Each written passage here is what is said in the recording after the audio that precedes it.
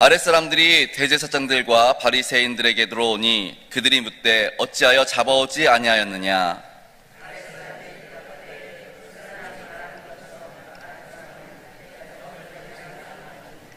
바리새인들이 대답하되 너희도 미혹되었느냐. 율법을 알지 못하는 이 무리는 저주를 받은 자로다.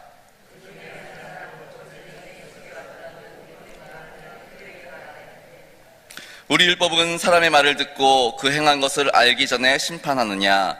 그들이 대답하여 이르되 너도 갈릴리에서 왔느냐. 찾아보라, 갈릴리에서는 선지자가 나지 못하느니라 하였더라.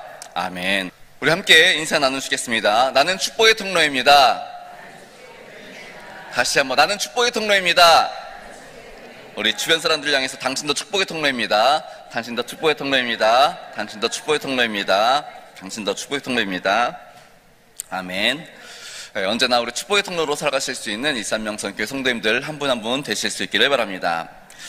오늘 말씀에 보면은 바리새인들이 보낸 사람들의 대화가 나옵니다. 먼저 요한복음 7장 32절에 보시면 예수님을 잡기 위해서 대제사장들과 바리새인들이 아랫사람들을 보냈던 기록이 나옵니다. 그런데 보냄을 받은 그들은 예수님의 말씀을 듣고 또 주변 사람들의 반응을 보고 예수님을 잡을 수가 없었습니다. 그래서 결국 바리새인들과 대제사장 앞에 빈손으로 돌아가게 됩니다. 그러니까 이제 묻습니다. 대제사장들과 바리새인들이 왜 예수를 잡아라고 그랬는데 그냥 빈손으로 오느냐 묻습니다. 그랬더니 아랫사람들이 하는 말이 우리가 그 사람을 보았는데 그리고 그 사람의 말도 예수의 말도 듣고 주변 사람들 반응도 봤는데 그동안 우리가 보아왔던 사람들이랑은 전혀 다릅니다. 우리가 여태껏 이런 사람은 본 적이 없습니다. 이렇게 이야기를 합니다. 마치 마가복음 1장 22절에 있는 말씀처럼 뭇 사람이 그의 교훈에 놀라니 이는 그가 가르치는 것이 권위 있는 자와 같고 서기관들과 같지 아니함일러라. 이러한 말씀의 반응을 보이는 것입니다. 즉 이들은 예수님의 그 권위에 압도된 것이지요.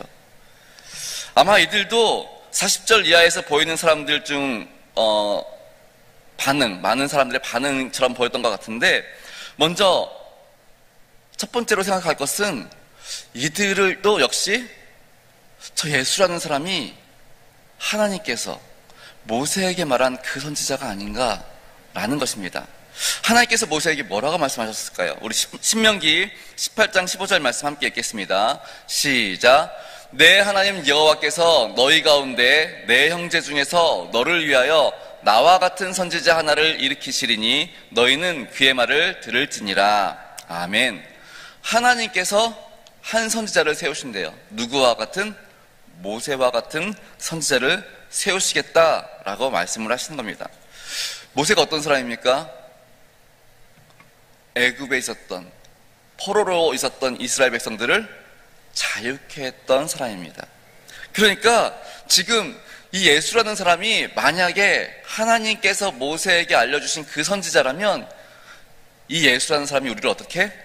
로마의 압제에서 우리를 구원해 줄 것이다. 그 선지자가 아닌가라는 반응인 것입니다. 그러니 쉽게 잡을 수 없었던 것입니다. 그런가 하면은 또 몇몇 사람들은 이 예수님을 진짜 옛날 선지자들이 말라기 선지자가 예언했던 메시아가 아닌가, 그리스도가 아닌가라는 반응들을 보였던 것입니다. 그래서 지금 바리새인들과 대제사장들 앞에서 왜 잡아오지 않았느냐라는 질문에 우리는 여태껏 그런 사람을 본 적이 없습니다. 정말 뭔가 특별합니다.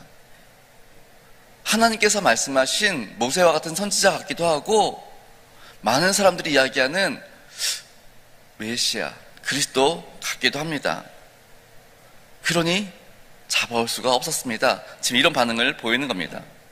그러니까 이런 반응을 보인 이제 아랫사람들을 향해서 대제사장들과 바리새인들이 막 이제 화가 나죠. 발끈합니다. 그래서 하는 말이 뭡니까? 너희도 미혹되었느냐?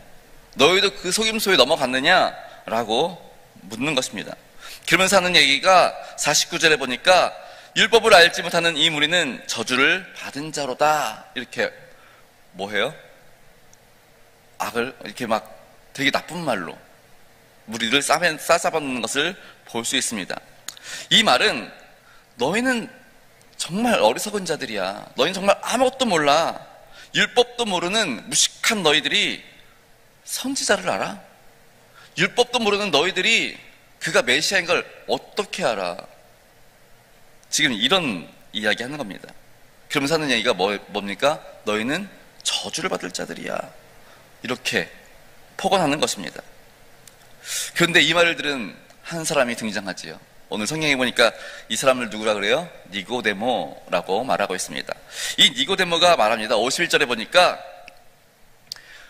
야, 나도 너희랑 똑같은 유대인이고 공회원인데 우리 율법에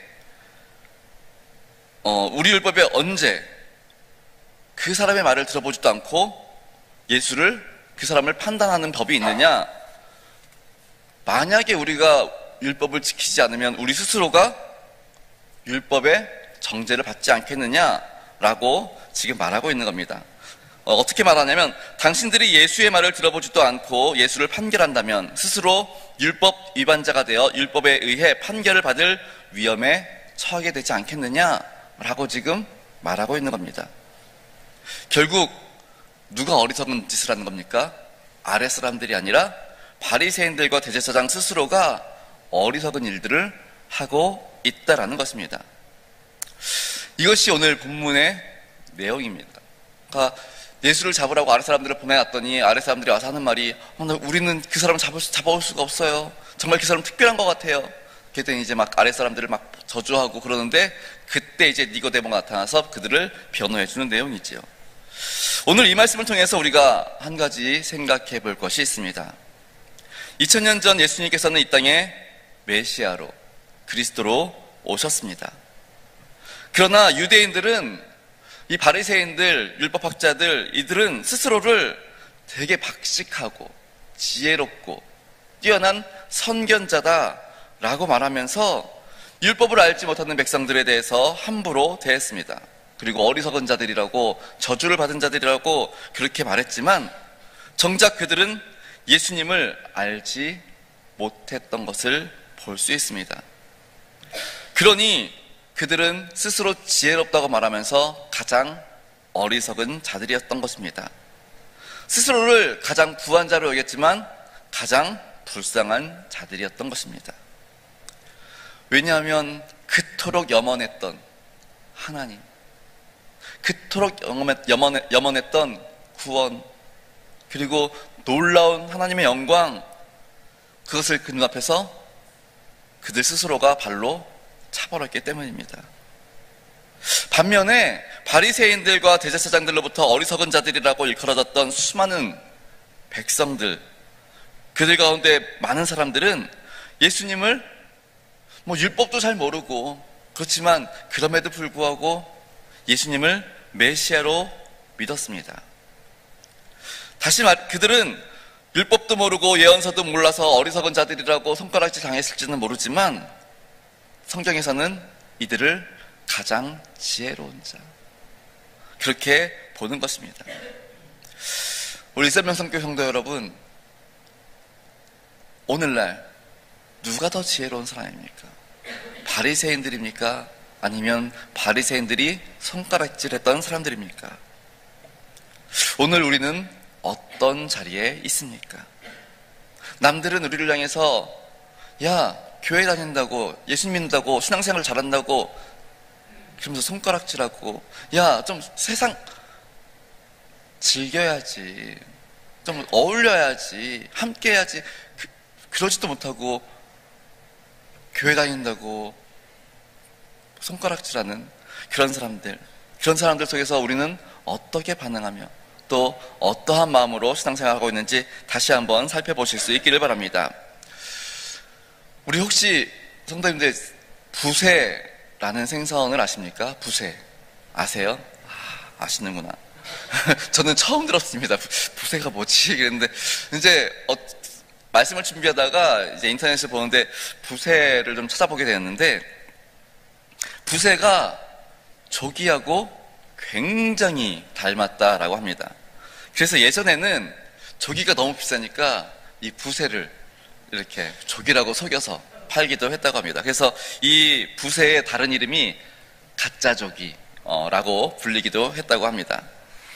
그 부세와 조기를 구별하는 방법도 많았는데, 우리 조기는 어떻대요? 머리에 다이아몬드 모양이 있대요. 근데 부세는 마른 목골 이렇게 그런 모양으로 되어 있대요. 그러니까 이게 구분하는 방법이었다고 합니다.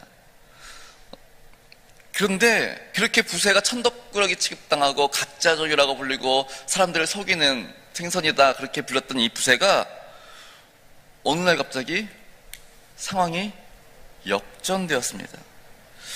제가 이렇게 인터넷에 조사하다 보니까 최근 건 안 나왔는데 몇 년 전에 이 부세가 10마리 한 상자에, 조기 10마리 요새 얼마나 하나요?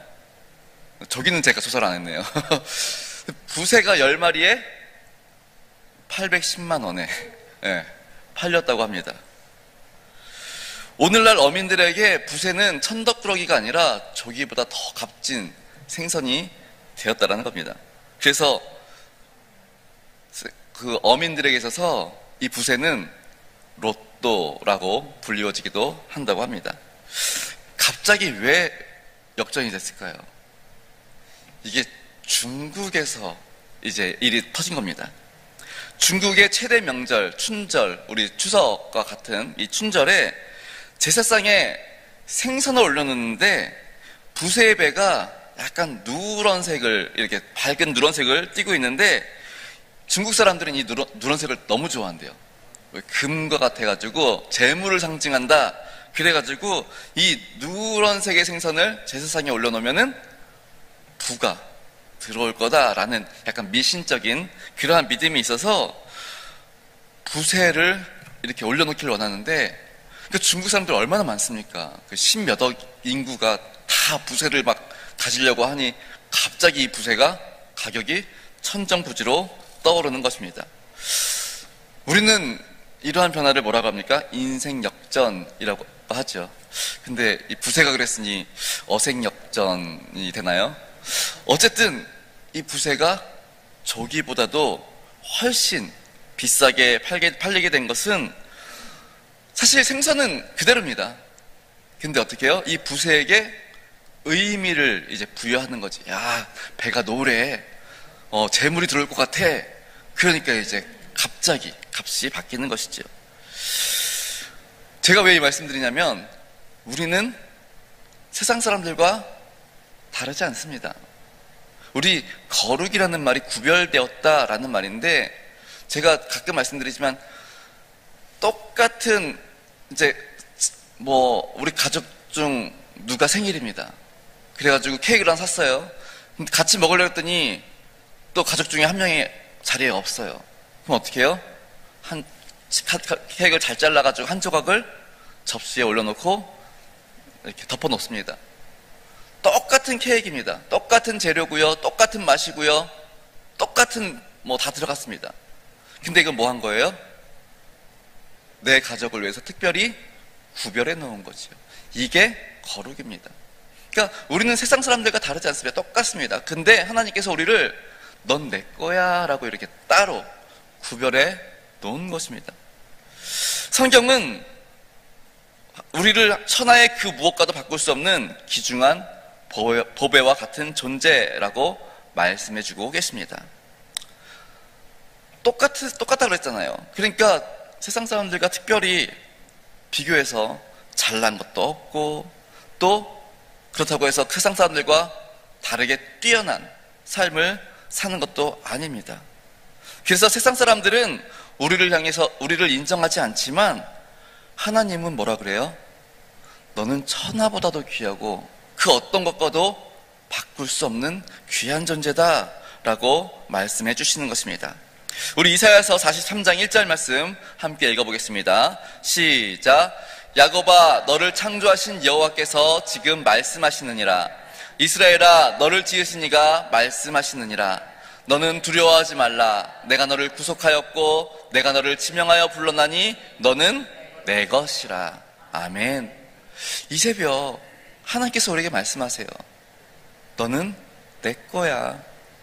세상 사람들이 뭐라고 해도 너는 그 무엇과도 바꿀 수 없는 귀중한 존재야.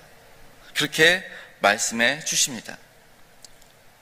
그러니 우리가 이 말씀을 들을 때마다 하나님, 정말 보잘것없고 연약하지만 오늘도 하나님이 내 것이라고 말씀해 주시니 믿음으로 살겠습니다. 감사합니다.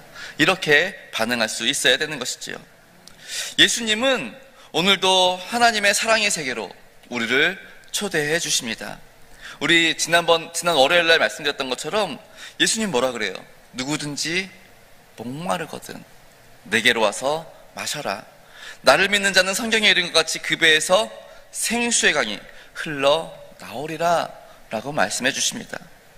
오늘도 예수님을 통해서 예수님 안에 있는 그 생명수가 우리를 적시고 그리고 그 생명수가 우리를 통해서 흘러가면 회복이, 치유가, 풍성함이 우리의 삶과 더 나아가서 우리 주변에 있는 사람들에게 전달되어진다는 것입니다. 그 풍성한 세계로 지금 우리 예수님께서 우리를 초대해 주셨습니다. 그러니 제가 설교할 때마다, 시작할 때마다 인사하는 축복의 통로, 그러한 삶을 사는 게 마땅하다라는 것입니다. 사랑하는 우리 쌀명성교회 성도 여러분, 예수님의 이 초대에 늘 함께 하실 수 있기를 바랍니다. 그리고 우리의 입술을 열어서 우리 도마가 부활하신 예수님 만나고 예수님의 그 창자국 그리고 그 못자국에 손을 대고 뭐라고 고백했는지 기억나십니까? 나의 주, 나의 하나님. 그런 고백을 우리 역시 날마다의 삶 속에서 하나님 정말 예수님 보내주셔서 감사합니다. 예수님은 나의 주, 나의 하나님이십니다. 믿음으로 고백하고 그 믿음의 길 걸으실 수 있기를 바랍니다. 이러한 고백을 하는 우리는 다른 사람들이 볼 때 좀 어리석은 것 같고 부족한 것 같고 정말 한심해 보일지라도 하나님 보실 때는 존귀한 자, 정말 세상의 그 무엇과도 바꿀 수 없는 자, 내 것, 그렇게 말씀해 주시는 그러한 우리 한 분 한 분 되실 수 있기를 바랍니다. 오늘도 주님 앞에서 그렇게 존귀한 자로 살아갈 수 있는, 정말 사랑받는 자로 살아갈 수 있는 저와 성도님들 되시기를 간절히 축원합니다. 기도하시겠습니다.